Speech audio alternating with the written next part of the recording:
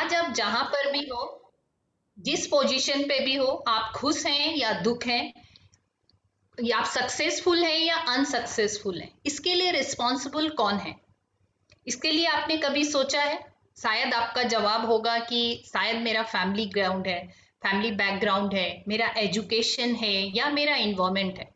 एक हद तक इसको सही माना जा सकता है, बट मेन जो रीजन है वो है आपकी सोच, आपका विचार। Hi everyone, I am Mamta from Hyderabad.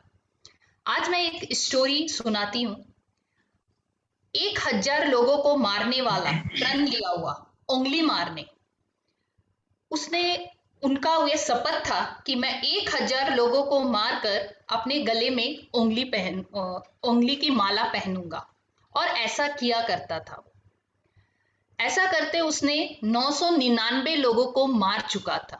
इसके वजह से गांव में बहुत से दहशत फैल चुके थे, कि जिसके वजह से वो एक पहाड़ी पर रहता था।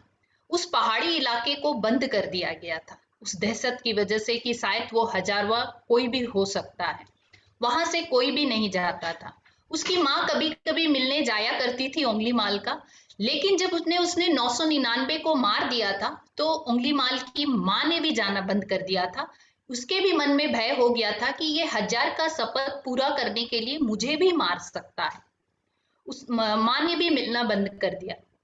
वहां कोई नहीं जाता था। उस रास्ते पर बोर्ड लगा दिया गया था कि यहाँ जाना खतरे से खाली नहीं है। एक दिन ऐसा होता है कि महात्मा बुद्ध अपने शिष्य के साथ आ रहे थे।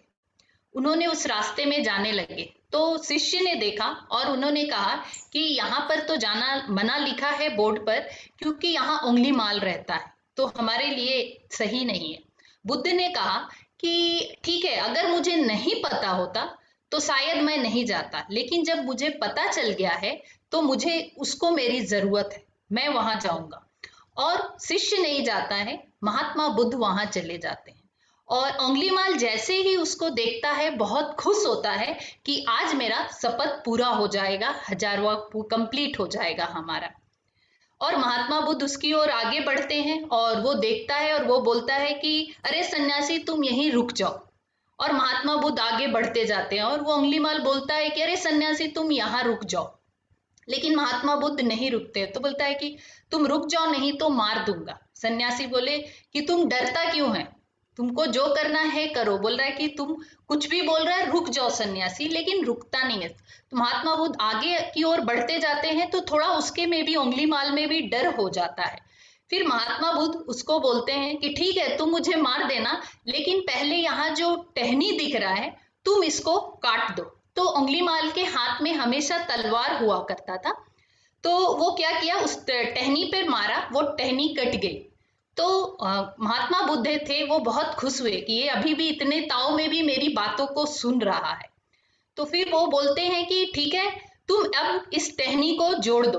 तो वो बोलता है अरे सन्यासी, तू पागल हो गया है क्या, ये कैसे संभव है?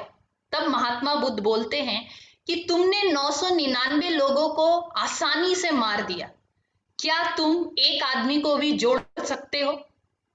ये सुनकर उसके आंखों में पानी आ गया, और जो अपने गले में काली उंगली की माला पहना करता था, वो निकालकर बुद्ध के चरण में वो रख दिया। और बुद्ध आगे घूम गए। बुद्ध को समझ आ गया कि ये इसके पीछे पीछे आएगा, और वो फिर बुद्ध के पीछे पीछे जाने लगता है और गांव में जाता है। और फिर वो उंगली माल जो था वो सन्यासी बन जाता है।